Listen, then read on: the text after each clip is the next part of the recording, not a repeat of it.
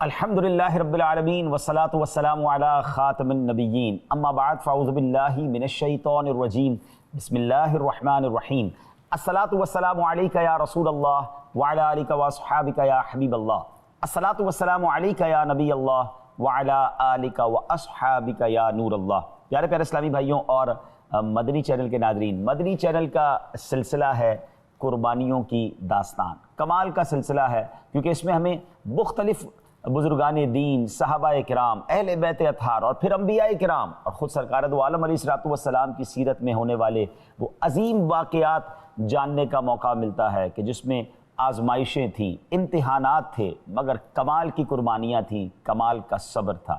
یہ مہینہ ہمیں قربانیوں کی یاد دلاتا ہے، تو یہ سلسلہ بھی ہمیں بہت سارے اسلامی تاریخ کے سنہرے جو واقعات ہیں وہ بتاتا ہے۔ آج بھی ہم صحابہ کرام علیہم رضوان کا ذکر خیر کریں گے، ان کی سیرت کے بارے میں جانیں گے، مگر اس سے پہلے ایک بہت ہی خوبصورت درود پاک کی فضیلت پر مشتمل حدیث پاک سنیں گے۔ سرکار دو عالم صلی اللہ تعالی علیہ وسلم کا فرمان عالی شان ہے، من صلی علیہ صلاۃ کتب اللہ لہ قیراطا والقیراط مثل احد۔ نبی پاک علیہ السلام فرماتے ہیں کہ جو مجھ پر ایک بار درود شریف پڑھتا ہے، اللہ تعالیٰ اس کے لیے ایک قیراط اجر لکھتا ہے، اور ایک قیراط احد پہاڑ جتنا ہے۔ ناظرین ذرا اسکرین پر آپ دیکھ رہے ہوں گے کہ احد پہاڑ یہ کتنا بڑا پہاڑ ہے۔ بتایا جاتا ہے کہ تقریباً 9 میل اس کی جو ڈائمنشن ہے، لمبائی چوڑائی جو ہے وہ 9 میل کے قریب بنتی ہے، اتنا بڑا یہ پہاڑ ہے، اور ایک درود پاک پڑھنے والے کو قیراط یعنی احد پہاڑ جتنا اجر دیا جاتا ہے۔ اور سبحان اللہ ویسے بھی یہ جنتی پہاڑ ہے۔ چلے لگے آتا احد کے بارے میں بھی کچھ بتا دوں۔ یہ مدینہ منورہ میں ایک ایسا پہاڑ ہے جس کو جنتی پہاڑ کہا جاتا ہے۔ سرکار دو عالم صلی اللہ علیہ وسلم کا فرمان برکت نشان ہے، جس کا مضمون ہے کہ احد مجھ سے محبت کرتا ہے اور میں احد سے محبت کرتا ہوں۔ اے میرے پیارے اسلامی بھائیو ذرا غور کیجئے کہ پہاڑ تو بے جان ہوتا ہے نا، پتھر تو بے جان ہوتا ہے، بے جان پتھر نبی پاک سے محبت کرے تو وہ جنت میں جائے، اگر امتی دل و جان سے اپنے آقا سے پیار کرے تو انشاءاللہ وہ کیوں نہ جنت میں جائے گا، وہ بھی جنت میں جائے گا۔ پیارے آقا سے والہانہ محبت کیجئے، حقیقی محبت کیجئے، پریکٹیکل محبت کیجئے۔ پریکٹیکل محبت کیا ہے کہ یقیناً ان کا نام پاک ادب سے لیجئے، درود پاک کی کثرت کیجئے، مگر میرے اعمال بھی تو بتائیں نا کہ میں نبی پاک کا امتی ہوں اور ان سے محبت کرتا ہوں، میرا کردار بتائے کہ میں عاشق رسول ہوں، میری گفتار بتائے کہ میں عاشق رسول ہوں۔ اللہ کرے کہ ہم زبانی بھی عشق رسول کا اظہار کرتے رہیں اور جس کو کہتے ہیں نا پریکٹیکلی بھی عشق رسول کے پیکر بن جائیں۔ شاعر لکھتے ہیں فنا اتنا تو ہو جاؤں میں تیری ذات عالی میں، جو مجھ کو دیکھ لے اس کو تیرا دیدار ہو جائے، یعنی میں نبی پاک کے سنتوں کا ایسا عامل بن جاؤں کہ مجھے دیکھ کر پتہ چل جائے کہ میں کس کا امتی ہوں۔ بہرحال درود پاک کے کیا شاندار فضائل ہیں، آئیے مل کر محبت کے ساتھ با آواز بلند درود پاک پڑھ لیں۔ صلو علی الحبیب صلی اللہ تعالی علی محمد صلی اللہ علیہ وسلم۔ ناظرین ہم قربانیوں کی داستان میں صحابہ کرام علیہم رضوان کی قربانیوں کے بارے میں جان رہے تھے۔ ایک بڑا ہی خوبصورت اور انوکھا کردار ہے صحابہ کرام میں، حضرت جلیبیب رضی اللہ تعالیٰ عنہ۔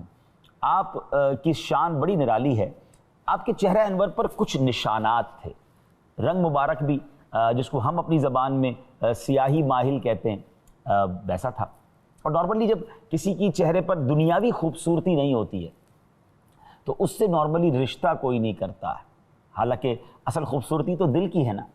تو حضرت جلیبیب کا بھی جو کتابوں میں لکھا کہ آپ کا رشتہ کہیں نہیں ہو پا رہا تھا۔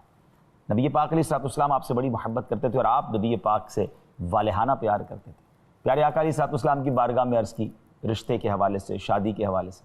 نبی پاک علیہ السلام نے ایک انصاری صحابی کی طرف آپ کو بھیجا اور پیغام بھیجا کہ ان کو بتایا جائے کہ نبی پاک علیہ السلام نے بھیجا ہے کہ اپنی بیٹی کا رشتہ ان سے کر لیں۔ تو بتایا جاتا ہے کہ ان کی جو صاحبزادی تھی وہ بہت خوبصورت تھی، ایک طرف ایک ایسی شخصیت ہے جن کے چہرے پر کچھ نشانات ہیں، اور ایک طرف ایک ایسی خاتون ہے جو بہت زیادہ خوبصورت ہیں۔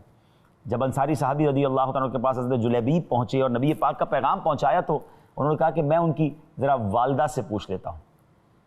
انصاری صحابی نے اپنی زوجہ سے پوچھا کہ اس طرح رشتہ آیا اور ان کا رشتہ آیا ہے، تو اس خاتون نے اپنی بیٹی کی محبت میں کچھ عجیب سے الفاظ کہے کہ ایسا کبھی بھی نہیں ہو سکتا، اللہ کی قسم ایسا نہیں ہو سکتا، کیا نبی پاک علیہ السلام کو یہی ایک رشتہ ملا تھا؟ ہم نے تو فلاں بڑے بڑے خاندان سے لوگ ہیں، اپنی بیٹی کو وہاں بھی رشتہ نہیں دیا۔ یہ الفاظ مناسب نہیں تھے. قربان جائیے اس دوشیزہ اس لڑکی پر جو گھر کے اندر پردے میں یہ الفاظ سن رہی تھی. اللہ اکبر. تو اس لڑکی نے کہا کہ یہ مت دیکھے رشتہ کس کا آیا ہے, یہ دیکھیے رشتہ بھیجا کس نے ہے. کیا نبی پاک علیہ الصلوۃ والسلام کا حکم آپ رد کر رہے ہیں؟ اگر نبی پاک راضی ہیں تو میں بھی اس نکاح کے لیے راضی ہوں, یہ نکاح کر دیا جائے. سبحان اللہ. گویا لڑکی نے اپنے والدین کی اس مصیبت اور پریشانی کو دور کر دیا. اب ان کی تھوڑی دیر کے بعد اس کو نا شوق کی کیفیت سے باہر نکل, کہا کہ نہیں یہ لڑکی ٹھیک کہہ رہی ہے. اور انہوں نے کہا کہ بچی نے سچ کہا. اور نبی پاک علیہ الصلوۃ والسلام کی بارگاہ میں جا کر اس لڑکی کے والد نے کہا کہ حضور اگر آپ راضی ہیں تو ہم بھی راضی ہیں. آپ صلی اللہ تعالیٰ علیہ وسلم نے فرمایا بے شک میں اس نکاح پر راضی ہوں. تو اب انصاری صحابی نے اپنی لڑکی کا نکاح جو ہے حضرت جلیبیب رضی اللہ تعالیٰ عنہ سے کر دیا. سبحان اللہ. یہ کیسے لوگ تھے ناظرین, نبی پاک کے حکم پر اپنا سب کچھ قربان. وہ اس لڑکی کی کیا شاندار عشق رسول کا عالم ہے. آج ہمارے یہاں بہت ساری کیٹیگریز ہم نے بنائی ہوئی ہیں ناظرین. نکاح جو ہے نا حدیثوں میں آتا ہے جس کا مضمون ہے کہ 4 وجوہات کی بنا پر کیا جاتا ہے, یا تو حسن کی بنا پر, یا دینداری کی بنا پر, یا نسب خاندان کی بنا پر, یا مال و دولت کی بنا پر. There are 4 reasons. پیارے آقا علیہ الصلوۃ والسلام نے فرمایا تمہاری ناک خاک آلود ہو, دینداری کو فوقیت دو. یعنی یہ 4 ریزن میں سب سے ٹاپ دینداری ہونی چاہیے.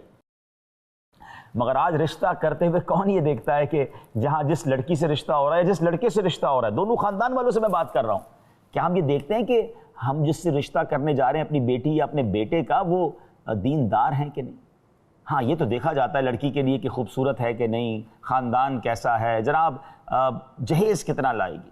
مگر کوئی یہ سوچتا ہے کہ یہ نمازی ہے کہ نہیں, پردہ دار ہے کہ نہیں, دیندار ہے کہ نہیں, اس کے عقائد کیا ہیں اللہ رسول کے بارے میں, صحابہ اہل بیت کے بارے میں, اولیاء کرام کے بارے میں. کیونکہ اس نے آگے جا کر آپ کے بچے کی ماں بننا ہے. آپ کو معلوم ہے کہ پہلی درسگاہ بچے کی ماں ہوتی ہے. میں ناظرین ایک بڑی عجیب بات کرنے جا رہا ہوں. کتابوں میں لکھا ہے, میں اب بات کر رہا ہوں نوجوانوں سے جن کی شادی نہیں ہوئی ہے, کہ کتابوں میں یہ لکھا کہ بزرگوں نے لکھا کہ جو لڑکا جس کی شادی نہیں ہوئی نا, شادی سے پہلے اس کا ہونے والی اولاد کا اس پر کچھ حق ہے نا. عجیب بات, ابھی شادی نہیں ہوئی اور ہونے والی اولاد کا حق ہے. جی میں تمام نوجوانوں سے بات کر رہا ہوں. فرمایا حق یہ ہے کہ ہونے والے بچوں کے لیے اچھی ماں تلاش کی جائے. ماں نیک ہوگی تو بچے نیک بنیں گے, ماں نمازی ہوگی تو بچوں پر اس کا اثر پڑے گا, ماں با حیا ہوگی تو انشاءاللہ بچے با حیا ہوں گے, ماں کے عقائد درست ہوں گے تو بچوں کے عقائد درست ہوں گے, کیونکہ بچوں نے پہلی پرورش تو ماں کی گود میں پانی ہے. مگر who cares, کس کو پرواہ ہے. آج کل تو کیٹیگریز کچھ اور ہیں. بالکل اسی طرح جب لڑکے کی تلاش ہے تو لڑکی والے کیا سوال کرتے ہیں, دکھتا کیسا ہے, کماتا کتنا ہے, خاندان کیسا ہے, کوئی بری عادت تو نہیں. اچھا یہ بری عادتوں والی بھی فہرست ہم نے اپنی مرضی کی بنائی ہوئی ہے. ہمارے نزدیک بری عادت یہ کہ جواری نہ ہو, شرابی نہ ہو, نشہ نہ کرتا ہو, کیونکہ یہ ساری باتیں ہماری سوسائٹی میں بری سمجھی جاتی ہیں. اب تو بدقسمتی سے شراب بھی بری نہیں سمجھی جاتی. لیکن کیا یقیناً شراب پینا حرام ہے, نشہ کرنا حرام ہے, جوا کھیلنا حرام ہے, کیا نماز چھوڑنا حرام نہیں ہے؟ کتنا کماتا ہے یہ تو خیال ہے, کہاں سے کماتا ہے یہ کوئی پوچھتا ہے؟ ذرا سوچیے نا, اگر آپ کا ہونے والا داماد, میں آپ والد صاحب سے بات کر رہا ہوں جو اپنی بچی کا رشتہ ڈھونڈ رہے ہیں, وہ اگر سود کا کام کر رہا ہے تو سود کا کام کرنے والا تو وہ ہے جو اللہ سے جنگ کر رہا ہے. تو اللہ سے جنگ کرنے والے کو آپ اپنی بیٹی دے رہے ہیں. آپ سوچئے کیا وہ کامیاب ہوگا؟ بربادی ہونا ہے نا. حرام کما کر لائے گا تو آپ کی بچی کو کیا کھلائے گا؟ آنے والی نسلوں کو بھی حرام کھلانا ہے اس نے. سوچئے تو صحیح آپ کیا فیصلہ کر رہے ہیں. اچھا صرف کمائی نہیں, اس کے بعد اس کے عقیدے, اس کا ایمان, اس کی اللہ رسول کے بارے میں خیالات, اولیاء صحابہ اہل بیت کے بارے میں کیا خیالات, یہ کون چیک کرے گا؟ ہمارے پاس ایسی مثالیں موجود ہیں کہ لوگوں نے اپنی بچی کی بڑی شاندار تربیت کی, پرورش کی, پردہ سکھایا, صحابہ اہل بیت اولیاء کرام نبی پاک کی محبت اسے سکھائی, مگر جب سسرال میں گئی تو کہا پردے کی ضرورت نہیں ہے, آپ کا پردہ ختم کیجئے. اور وہاں معاذ اللہ ان اولیاء کرام, بزرگان دین, صحابہ کرام اہل بیت اطہار کے بارے میں عجیب عجیب باتیں کہنے لگے, اور بڑی مشکل ہو گئی انہیں. بعد میں پچھتانے کا کیا فائدہ, پہلے چیک نہیں کرنا چاہیے تھا. حضرت جلیبیب رضی اللہ تعالیٰ کا رشتہ وہاں گیا تو اس لڑکی نے کیا کہا, پیسے کتنے ہیں, خاندان کیسا ہے, دکھنے میں کیسے ہیں. بظاہر یہ تو کوئی بھی چیز نہیں تھی نا, مگر دینداری تھی, کیونکہ نبی پاک علیہ الصلوۃ والسلام ان سے راضی تھے. تو پلیز ٹاپ پریورٹی پر ہمیں دین رکھنا چاہیے. کاش یہ بات ہمیں سمجھ آ جائے, آنے والی زندگی خوشگوار ہو جائے. اب آئیے مزید آگے چلتے ہیں کہ حضرت جلیبیب کی لائف کیسی گزری اور کیسی قربانیاں دیں آپ نے، کیسا نبی پاک علیہ الصلوۃ والسلام سے عشق تھا۔ ہوا یہ کہ ایک بار نبی پاک علیہ الصلوۃ والسلام پر دشمن کے حملے کی وجہ سے مدینہ منورہ میں مدینے والوں میں خوف پھیل گیا تھا۔ حضرت جلیبیب سوار ہو کر باہر نکلے اور پھر تھوڑی دیر بعد لوگوں نے دیکھا کہ حضرت جلیبیب شہید ہو گئے، ان کے ارد گرد بہت سارے مشرکین مرے ہوئے پڑے تھے، حضرت جلیبیب نے قتل کیا تھا۔ یہ وہ خوش قسمت صحابی ناظرین جن کے بارے میں نبی پاک علیہ الصلوۃ والسلام نے فرمایا کہ ھذا منی و انا من، یہ مجھ سے ہیں اور میں اس سے ہوں۔ سبحان اللہ۔ حضرت ابو برزہ رضی اللہ تعالیٰ عنہ سے روایت ہے کہ نبی کریم علیہ الصلوۃ والسلام نے اپنی ایک جنگ میں تھے، ایک جنگ میں موجود تھے پیارے آقا علیہ الصلوۃ والسلام، اللہ تعالیٰ نے آپ کو فتح کے ساتھ مال غنیمت دیا۔ آپ نے اپنے ساتھی لوگوں سے فرمایا کہ تم میں سے کوئی غائب تو نہیں؟ لوگوں نے عرض کیا فلاں فلاں شخص غائب ہیں۔ پھر نبی پاک علیہ الصلوۃ والسلام نے فرمایا کوئی اور غائب تو نہیں؟ لوگوں نے کہا فلاں فلاں شخص بھی نظر نہیں آ رہے۔ پھر نبی پاک علیہ الصلوۃ والسلام نے پھر پوچھا کہ اور کوئی تو غائب نہیں ہے، یعنی اور کوئی تو ایسا نہیں جو نہیں مل رہا؟ لوگوں نے عرض کیا کوئی نہیں۔ سرکار دو عالم علیہ الصلوۃ والسلام نے فرمایا جلیبیب کو میں نہیں دیکھ رہا۔ جہاں لاشیں موجود تھی جب وہاں تلاش کیا تو 7 لاشوں کے پاس حضرت جلیبیب رضی اللہ تعالیٰ کا جسم اطہر بھی انہیں نظر آ گیا کہ یہ 7 غیر مسلم تھے اور ایک آپ کا مبارک جسم تھا۔ تو اس کا مطلب یہ ہوا کہ ان 7 کو مار کر آپ شہید ہو گئے تھے۔ نبی پاک علیہ الصلوۃ والسلام نے وہاں کھڑے ہو کر فرمایا کہ اس نے 7 آدمیوں کو مارا اور اس کے بعد خود ان کا انتقال ہو گیا۔ فرمایا یہ مجھ سے ہیں اور میں اس سے ہوں، یہ مجھ سے ہیں اور میں اس سے ہوں۔ تو نبی پاک علیہ الصلوۃ والسلام نے دونوں ہاتھوں پر انہیں رکھا۔ آپ ان کی قسمت تو دیکھیے کہ جس چارپائی پر ان کا مبارک جسم تھا نبی پاک نے اسے اپنے ہاتھوں سے گویا لفٹ کیا، اٹھایا، اور کوئی اور شریک نہیں تھا۔ قبر کھدوائی گئی اور پیارے آقا نے اپنے ہاتھوں سے حضرت جلیبیب کو اس قبر میں دفنایا۔ آئے ہائے، ان کی قسمت پر ہماری جانیں قربان، ایک امتی کے لیے اس سے بڑی کیا سعادت ہوگی۔ ناظرین یہ ہے وہ صحابہ کرام علیہم رضوان کی اپنا سب کچھ سرکار دو عالم صلی اللہ علیہ وسلم پر قربان کر دیا۔ ایک اور صحابی کی طرف چلتے ہیں، بڑی کمال کی داستان ہے۔ مدینہ منورہ کے باشندے ہیں، انصار قبیلہ اوس سے ان کا خاندانی تعلق ہے۔ ان کا والد ابو عامر اپنے قبیلے کا سردار تھا اور زمانہ جاہلیت میں اس کی عبادت کی کثرت دیکھ کر لوگ اسے ابو عامر راہب کہا کرتے تھے۔ جب نبی پاک علیہ الصلوۃ والسلام ہجرت فرما کر مدینہ منورہ تشریف لائے اور پورا مدینہ اور اس کے اطراف کے لوگ سرکار دو عالم علیہ الصلوۃ والسلام کے قدموں پر قربان ہونے لگے تو مدینہ منورہ کے 2 شخصوں پر ان کے اوپر حسد کا بھوت سوار ہو گیا، ایک عبداللہ بن ابی، دوسرے ابو عامر راہب۔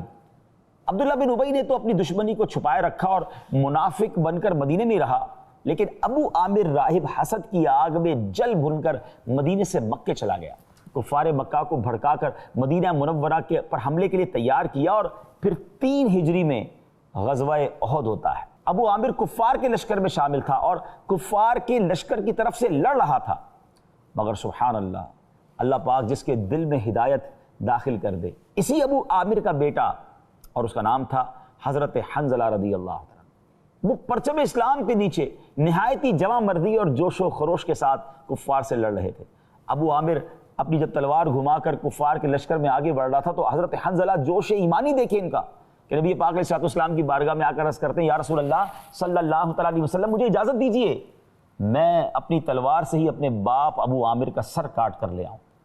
رحمت للعالمین صلی اللہ تعالیٰ علیہ وسلم کے کرم نے، ان کی رحمت نے گوارا نہ کیا کہ بیٹے کی تلوار باپ کے سر کو کاٹے، آپ نے اجازت نہیں دی، مگر حضرت حنظلہ جوش جہاد میں اس قدر آگے بڑھتے جا رہے تھے کہ سر ہتھیلی پر رکھ کر انتہائی جاں بازی کے ساتھ لڑتے ہوئے لشکر کے قلب تک پہنچ گئے، اندر تک پہنچ گئے اور سپہ سالار ابو سفیان پر حملہ کر دیا۔ قریب تھا کہ حضرت حنظلہ رضی اللہ عنہ کی تلوار ابو سفیان کا فیصلہ کر دے، مگر پیچھے سے شداد بن الاسود نے جھپٹ کر وار کو روکا اور حضرت حنظلہ رضی اللہ عنہ کو شہید کر دیا۔ ناظرین شہادت تو یہ ہے، مگر اس شہادت میں ایک اور کمال کی بات یہ ہے، حضرت حنظلہ رضی اللہ عنہ کی بالکل نئی شادی ہوئی تھی۔ آپ جانتے ہیں کہ ان کی شادی کو کتنا وقت ہوا تھا؟ وہ 1 رات کے دولہ تھے، یعنی 1 دن پہلے آپ کی شادی ہوئی تھی، شادی کی رات ہی اپنی زوجہ کے ساتھ حجرہ عروسی میں ہیں اور رات کی آخری پہر صدا لگائی جاتی ہے کہ اے مسلمانوں جہاد کا وقت آ گیا ہے، اللہ کی راہ میں قربانی کا وقت آ گیا۔ اپنی زوجہ کو چھوڑ کر آپ غزوہ احد میں آ گئے تھے۔ جب غزوہ احد کا اختتام ہوا اور صحابہ کرام علیہم رضوان کے مبارک جسموں کو تلاش کیے جانے لگا تو حضرت حنظلہ کا مبارک جسم نہیں مل رہا تھا، آپ کی لاش مبارک نہیں مل رہی تھی۔ تو اب لوگوں نے کہا حضور حضرت حنظلہ کی باڈی نہیں مل رہی ہے، تو نبی پاک علیہ السلام نے فرمایا کہ ان کو فرشتوں نے غسل دیا ہے، یعنی آپ کو آسمانوں کی طرف اٹھا لیا گیا، اور جب آپ واپس لائے گئے تو آپ کے بالوں پر سبحان اللہ گیلے پن کے یعنی قطرے ٹپک رہے ہیں، آپ کے بالوں سے محسوس ہو رہا ہے کہ آپ کو غسل دیا گیا ہے۔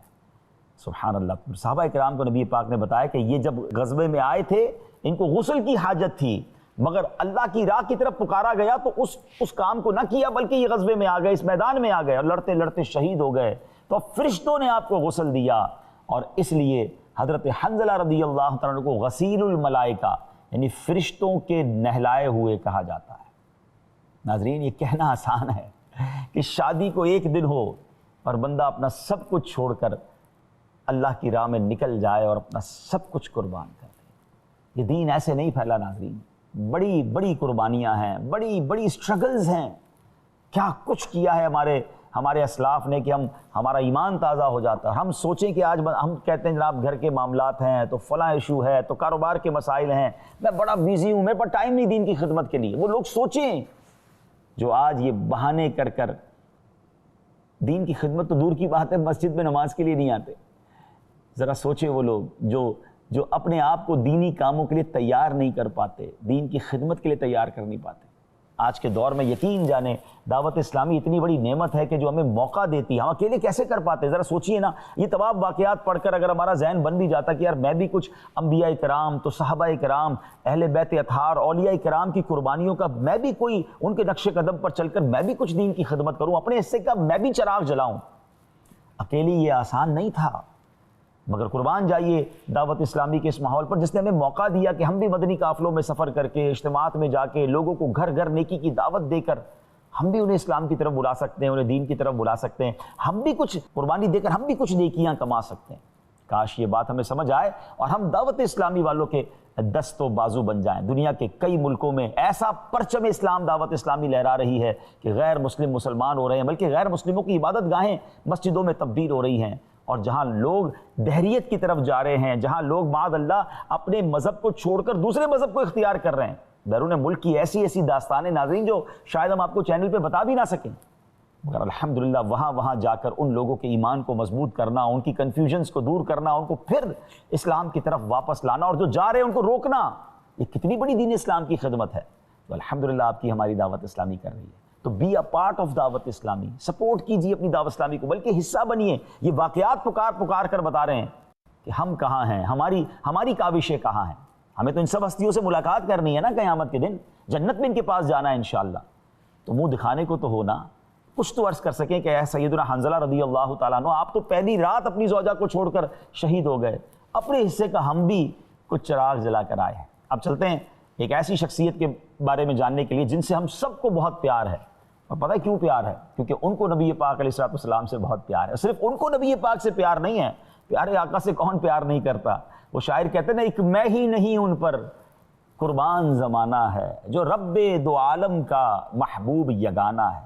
ہم چلیں گے حضرت بلال حبشی رضی اللہ تعالیٰ عنہ کی بارگاہ میں، مؤذن رسول ہیں، میرے آقا بھی ان سے بہت پیار کرتے اور ان کی محبت رسول کی تو سبحان اللہ کیا خوبصورت ان کی داستان ہے۔ کچھ باتیں ان کے بارے میں جانتے ہیں۔ ناظرین، یوں تو تمام صحابہ کرام علیہم الرضوان کے اپنے اپنے درجے، مگر ان مقدس ہستیوں میں حضرت سیدنا بلال حبشی رضی اللہ تعالیٰ کو خاص مقام و مرتبہ حاصل ہے۔ آپ نے دین اسلام کی خاطر بہت تکالیف برداشت کی، خوف خدا ہو یا عشق رسول ہو، تقویٰ و پرہیزگاری ہو یا عبادت و ریاضت ہو، کرامت و شرافت ہو یا استقامت و عاجزی اور انکساری ہو، حسن اخلاق ہو یا جناب نرمی اور بردباری ہو، آپ رضی اللہ تعالیٰ کی ذات میں ان تمام خوبیوں کی جھلک دکھائی دیتی تھی۔ آپ کا مقام و مرتبہ یہ ہے کہ غلاموں کو سینے لگانے والے ہمارے پیارے پیارے آقا صلی اللہ تعالیٰ علیہ وسلم نے وقتاً فوقتاً آپ رضی اللہ تعالیٰ کے فضائل بیان فرمائے۔ سبحان اللہ۔ آئیے کچھ حضرت بلال حبشی کے بارے میں جانتے ہیں کہ کیسے کیسے مظالم آپ پر ڈھائے گئے۔ حضرت سیدنا عروہ بن زبیر رضی اللہ تعالیٰ عنہ اپنے والد سے روایت کرتے ہیں کہ ایک دن ہم ورقہ بن نوفل جو کہ ام المومنین حضرت خدیجہ رضی اللہ تعالیٰ عنہ کے چچا زاد بھائی تھے، ان کا گزر حضرت بلال حبشی رضی اللہ تعالیٰ عنہ کے پاس سے ہوا جبکہ انہیں اسلام لانے کی وجہ سے مارا جا رہا تھا، اور ایسی حالت میں بھی آپ احد یعنی اللہ ایک ہے کہ نعرے لگا رہے تھے، اس کی صدا لگا رہے تھے۔ ورقہ بن نوفل نے کہا کہ اے بلال، بلال اللہ ہی کا نام لیے جاؤ۔ پھر امیہ بن خلف جو سیدنا بلال حبشی رضی اللہ عنہ کو مار رہا تھا، اس کی طرف متوجہ ہو کر کہا کہ اللہ کی قسم اگر تم نے انہیں اس بات پر شہید کر دو گے، میں رحمت و برکت پانے کے لیے ان کا مزار بناؤں گا۔ ایک دن حضرت ابوبکر صدیق رضی اللہ عنہ کو وہاں سے گزر ہوا، حضرت بلال کے پاس دیکھا تو انہوں نے دیکھا کہ یہی برتاؤ ہو رہا ہے، بہت مارا جا رہا ہے۔ حضرت ابوبکر صدیق رضی اللہ عنہ نے امیہ بن خلف سے فرمایا، اے امیہ تم بلال کے معاملے میں اللہ سے نہیں ڈرتا؟ کب تک اسے تکلیف دیتا رہے گا؟ امیہ نے کہا آپ نے اسے بگاڑا ہے، اس کو تکلیف سے بچا لے جو آپ دیکھ رہے ہیں۔ امیر المومنین حضرت ابوبکر صدیق رضی اللہ عنہ نے فرمایا، میرے پاس بلال سے زیادہ تندرست و توانا غلام موجود ہے، اچھا ایسا کرو بلال مجھے دے دو، میرا وہ خادم لے لو۔ وہ کہنے لگا مجھے منظور ہے۔ سیدنا ابوبکر صدیق رضی اللہ عنہ نے امیہ کو اپنا غلام دے دیا اور حضرت بلال حبشی رضی اللہ عنہ کو لے لیا اور انہیں آزاد کر دیا۔ ناظرین ایک واقعہ تو یہ ہے، اور ایک روایت پہ یہ آتا ہے کہ حضرت ابوبکر صدیق رضی اللہ عنہ جب یہ مظالم دیکھتے تھے آپ کا دل بھی غمزدہ ہو جاتا تھا، اور آپ جانتے تھے کہ سرکار دو عالم علیہ السلام ان سے بہت پیار کرتے ہیں۔ نبی پاک بھی اشکبار ہو جاتے تھے جب حضرت بلال حبشی رضی اللہ عنہ کی تکالیف کو دیکھتے تھے، تپتی ریت پر لٹایا جانا، سینے پر پتھر رکھ دیا جانا، بہت مارا جانا، اور پھر بھی آپ کا اللہ اللہ پکارا جانا۔ ایک بار حضرت ابوبکر صدیق رضی اللہ عنہ امیہ بن خلف کے پاس گئے اور جا کر کہا کہ اے امیہ یہ بلال مجھے دے دو۔ امیہ نے کہا میں اتنی قیمت لوں گا۔ مثال دیتا ہوں کہ اس دور میں غلام کی قیمت 500 روپے تھی، میں مثال کے طور پہ آپ کو سمجھا رہا ہوں۔ تو امیہ نے کہا کہ میں 1000 لوں گا۔ آپ نے کہا ٹھیک ہے مجھے منظور ہے۔ کہتا نہیں اب 1500 لوں گا۔ آپ نے کہا مجھے منظور ہے۔ وہ کہتا ہے میں 2000 لوں گا۔ آپ کہتے ہیں مجھے منظور ہے۔ وہ قیمت بڑھاتا گیا، حضرت ابوبکر صدیق قیمت ایکسیپٹ کرتے رہے۔ آخرکار ایک بہت بڑی اماؤنٹ پر جا کر اس زمانے کے عرف سے بہت زیادہ مہنگے داموں میں حضرت بلال حبشی کو حضرت ابوبکر صدیق رضی اللہ عنہ نے خرید لیا۔ جب خرید لیا، ڈیل ہو گئی، تو امیہ کہتا ہے اے ابوبکر رضی اللہ عنہ آپ بہت اچھے بزنس مین مشہور ہیں، آپ کے سودے بڑے مضبوط ہوتے ہیں، آپ بڑی کس کر چیز لیا کرتے ہیں، یہ آپ کو کیا ہو گیا؟ آپ نے ایک حبشی غلام کو اتنا مہنگا خرید لیا؟ میں تو تمہیں بڑا بزنس مین سمجھتا تھا، میں تو تمہیں بڑا کاروباری سمجھتا تھا۔ حضرت ابوبکر صدیق رضی اللہ عنہ نے وہ تاریخی الفاظ فرمائے کہ اے امیہ تم بلال کی قیمت کیا جانو، تم اس سے زیادہ بھی مانگتے، میں اس سے زیادہ بھی دیتا۔ اور جب حضرت ابوبکر صدیق رضی اللہ عنہ حضرت بلال کو لے کر نبی پاک کی بارگاہ میں آئے، نبی پاک بہت خوش ہوئے کہ حضور بلال کو آزاد کروا کر لایا ہوں۔ سرکار دو عالم علیہ السلام نے کہا کہ اے ابوبکر، حدیث پاک کا مضمون ہے، جو رقم تم نے بلال کے آزاد کرنے میں خرچ کی ہے اس میں تھوڑا حصہ میرا بھی ملا لو۔ آئے ہائے، حضرت بلال کی قسمت پر ہماری جانیں قربان۔ سیدنا ابوبکر صدیق کا ان سے پیار اور سرکار دو عالم علیہ السلام کا ان سے پیار۔ حضرت ابوبکر صدیق سبحان اللہ عرض کرتے ہیں یا رسول اللہ میرا سارا مال آپ ہی کا تو ہے، جو میں نے خرچ کیا ہے حضور وہ بھی آپ ہی کا ہے۔ اللہ اکبر، یہ کیسا پیار تھا، یہ کیسی محبتیں تھیں۔ اے میرے پیارے اسلامی بھائیوں، حضرت بلال حبشی کو راہ خدا میں کتنی آزمائشیں آئیں، لیکن پھر بھی باطل کے آگے سر نہیں جھکایا۔ گویا